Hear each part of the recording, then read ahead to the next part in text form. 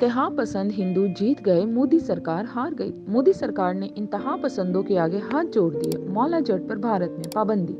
भारतीय इंतहा पसंदों के ग्रुपों के दबाव में आकर पाकिस्तान की blockbuster film the legend of Maula जट की रिलीज गैर मुअय्यना मुद्दत के लिए मुलतवी कर दी गई है। जब से ये फिल्म भारत में रिलीज करने की खबरें आना शुरू हुई, इंतहा पसंद ग्रुप ने फिल्म पर पाबंदी के मुतालबे के साथ संगीन धमकियां भी दी, जबकि एक ग्रुप ने दिल्ली हाई कोर्ट से भी रुजू किया, जिसने फिल्म रोकने का हुक्म दिया। इस वजह से दिल्ली और मुंबई समेत कई जगह फिल्म रिलीज ना हो सकी।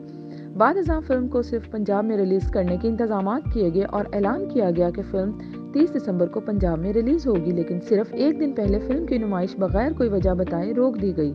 इसके बारे में भारतीय मीडिया का कहना है कि जी स्टूडियोज ने पहले ही central board of film certification से the legend of Maula Jatt के लिए क्लियरेंस हासिल कर ली थी, लेकिन अब अचानक सेंट्रल बोर्ड ने फिल्म की नुमाइश मुलतवी करने का ऐलान किया है और इस बारे में कोई भी वजह नहीं बताई गई। दूसरी तरफ द लेजेंड ऑफ मौला जट ने बॉक्स ऑफिस पर बिजनेस का एक और नया रिकॉर्ड कायम कर लिया है। दुनिया भर में $1 करोड़ यानी 226 करोड़ पाकिस्तानी रुपए से जायद का बिजनेस करने वाली पहली पाकिस्तानी फिल्म बनने में कामयाब हो गई है। 13 अक्टूबर 2022 को रिलीज होने वाली film the legend of Maula जट ने अब तक पाकिस्तान में $42 लाख यानी 95 करोड़ रुपए का बिजनेस कर लिया है। यानी बहुत जल्द ये मुल्क की सरजमीन का 1 अरब रुपए का बिजनेस करने वाली पहली पाकिस्तानी फिल्म बन जाएगी। फिल्म ने सबसे ज्यादा बिजनेस बरतानिया में किया, जहां वो $17 लाख कमाने में कामयाब रही।